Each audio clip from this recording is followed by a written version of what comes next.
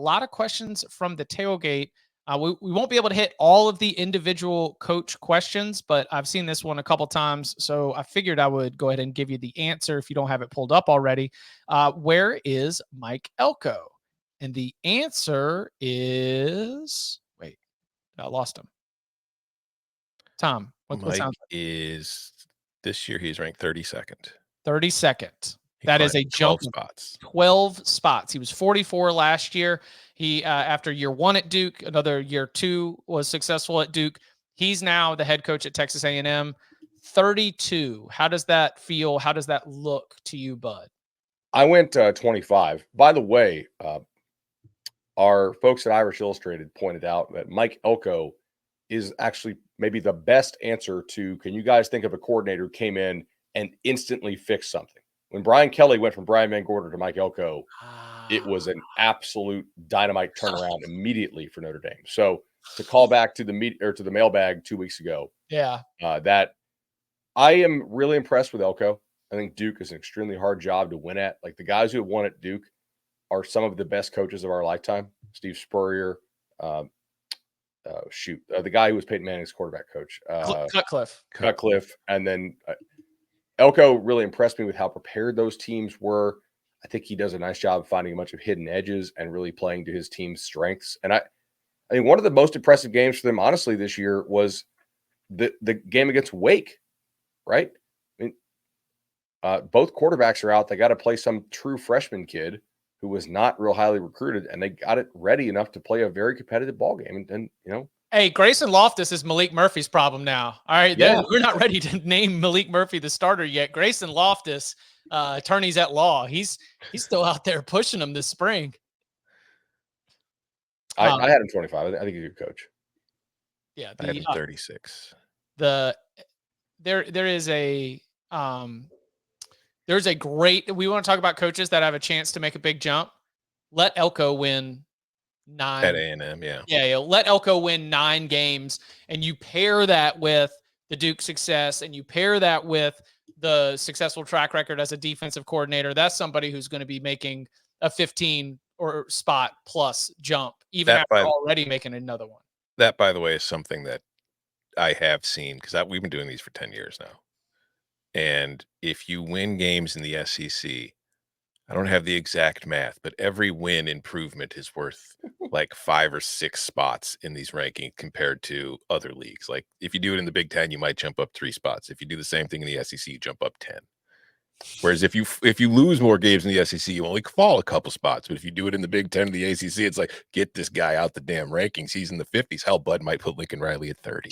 No, that's actually what happens in the polls too.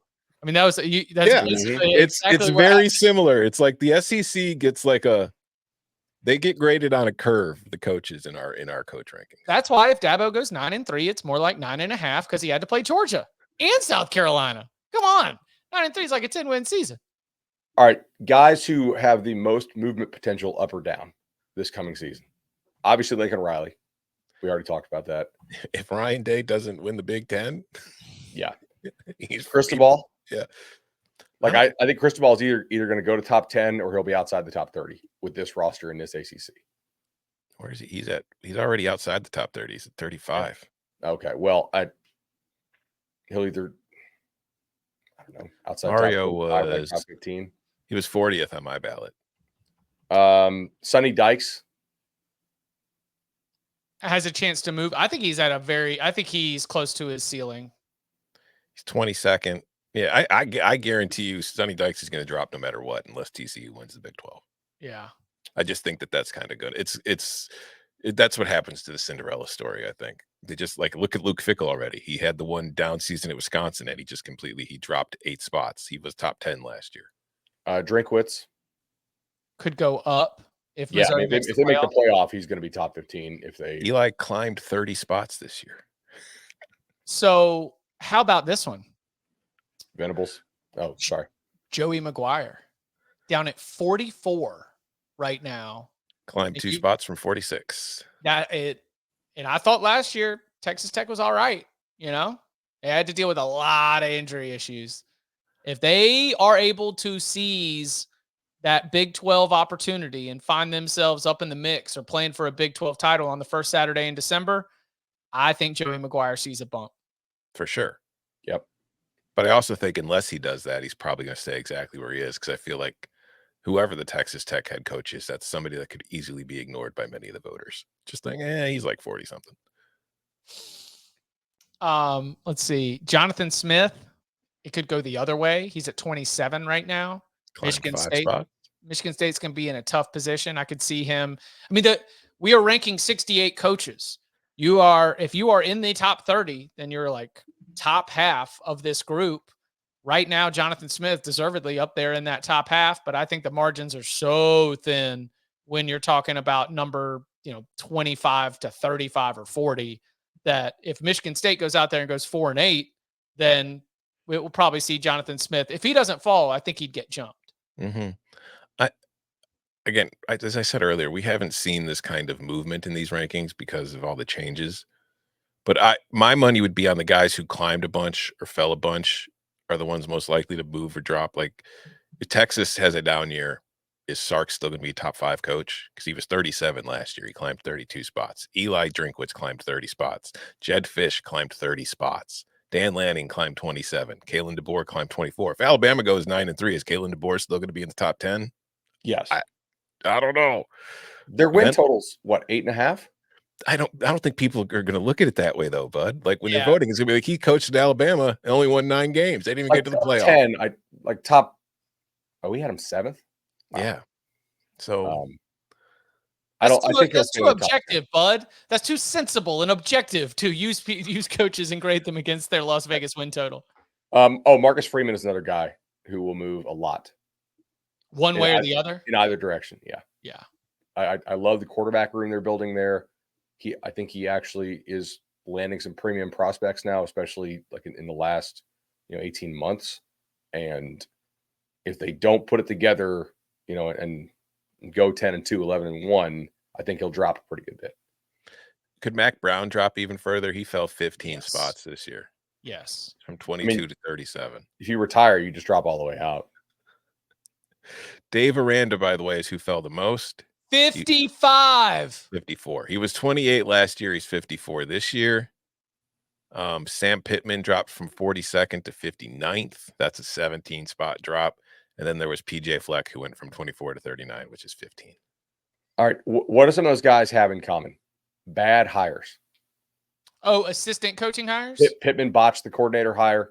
It cost it, right? Like, he's not a guy that has, X and O coaching chops. So if you're going to be a CEO style guy, you have to nail your coaching hires, and he botched him, right? I think Fleck with the offensive staff, that was bad. So he got dropped. Who else did we say fell a lot?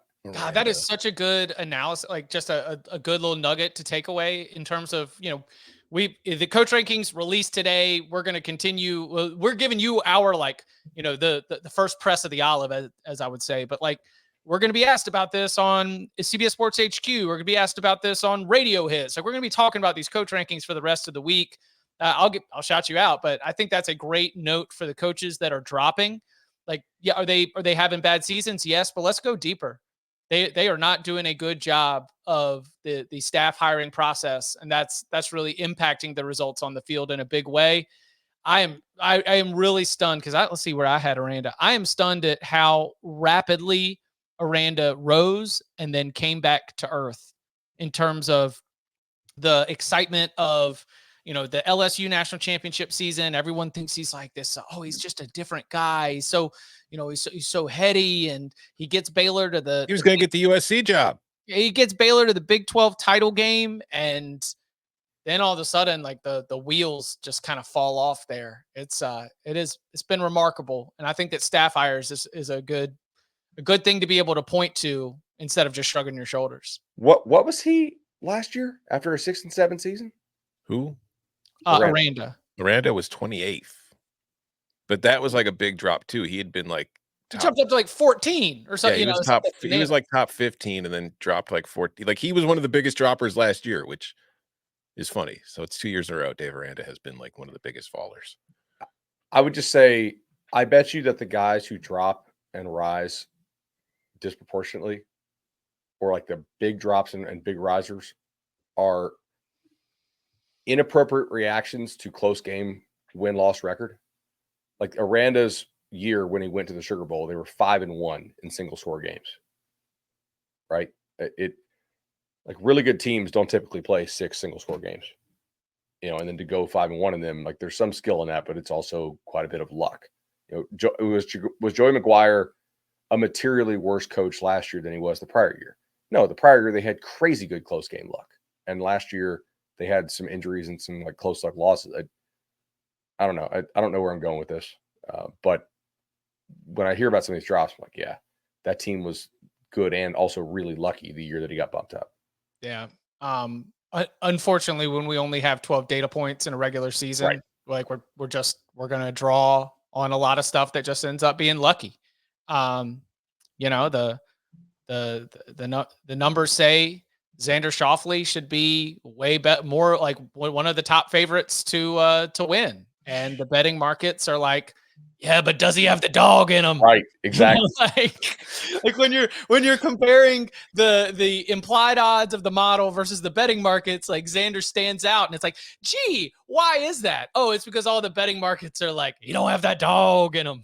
Have you incorporated divorce proceedings into your betting model? 100%, yes. Yeah. So he like as a positive or as a negative? Positive. Okay, so agreed. He called off his engagement with Caroline Wozniacki in 2015. Went on a heater. Yes, he did. I saw that TMZ report. I mean, are we sure that like the login info fast enough? Are we sure that divorce wasn't filed on like the 8th hole on Sunday? Because from that point on, bro. In the insidery types, like the European-based insidery types, are like, there have been rumors. I didn't want to say anything out of respect for the family, but I think it has been brewing behind the scenes for a little bit. Back to the matter at hand. Jedd Fisch at 31 jumped 30 spots. Mm-hmm. It's a very, very good season of Arizona football. Really, really got him the Washington job.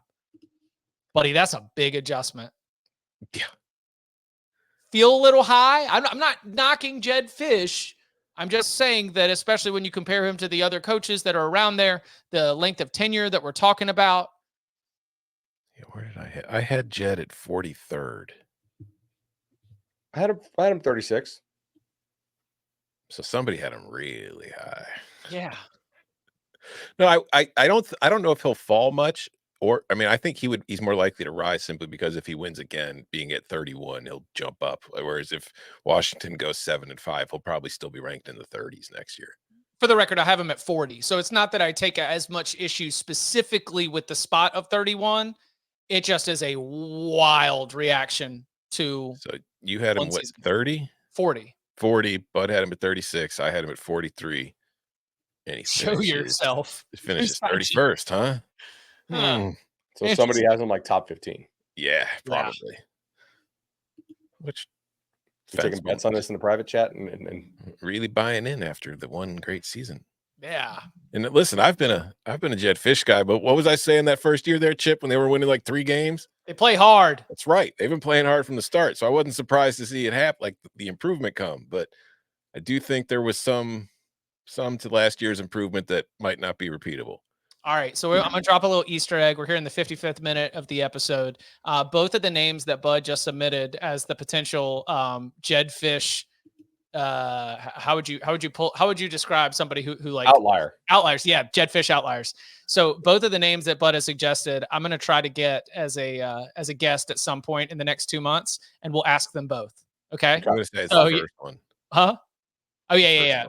There's some regionality there that would definitely play into that, but we'll have both those voters on the show at some point in the next 2 months, and we will ask them if they were the ones. As we say, hey, by the way, bring your coach ranking ballot, and then we'll be able to see if they're the ones that had Jedd Fisch in the top 15, getting him all the way up to number 31.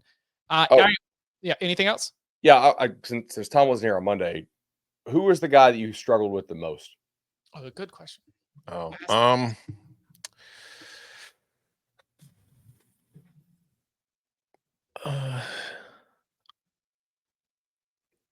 I would say Lanning in that I wanted to put him higher.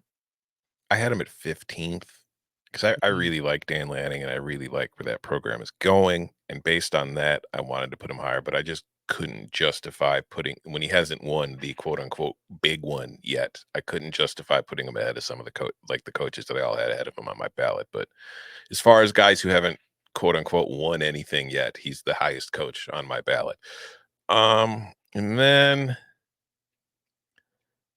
other than that, I don't know if anything was really truly a struggle because it was really once I got like Kirby was number one without thinking twice. Dabo was second because again, 2 national titles, and I know it's trending the wrong direction right now, but even Clemson going the wrong direction is still better than 98% of what other coaches have accomplished. And then like after that, I don't know. It just I wouldn't say I really had a struggle anywhere, but Dan Lanning was the one where it was like struggling as far as I wanted to put him much higher than I did. Yeah. I think I had him, I don't know, 11 or 12.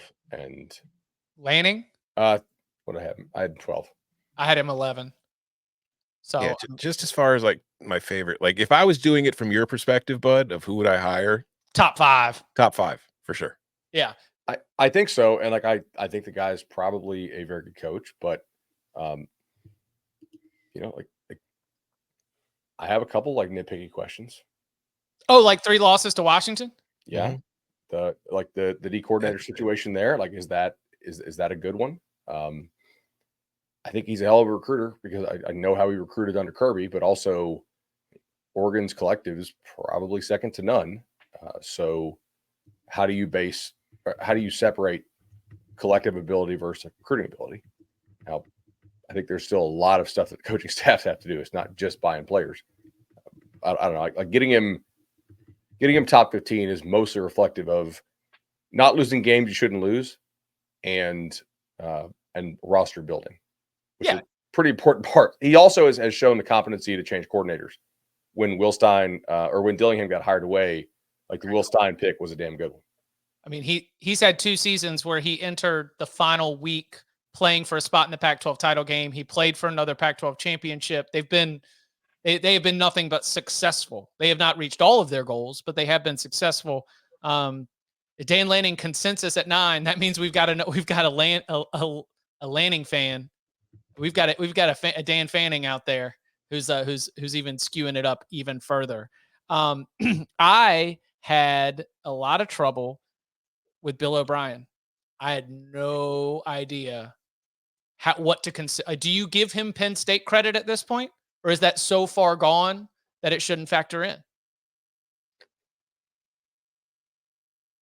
I gave him some credit for it. Yeah. I did a little bit, but you know, I don't look at the Alabama tenure. I know that Bryce Young won a Heisman Trophy, but the Alabama tenure wasn't enough for me to, like, okay, also give him credit for that.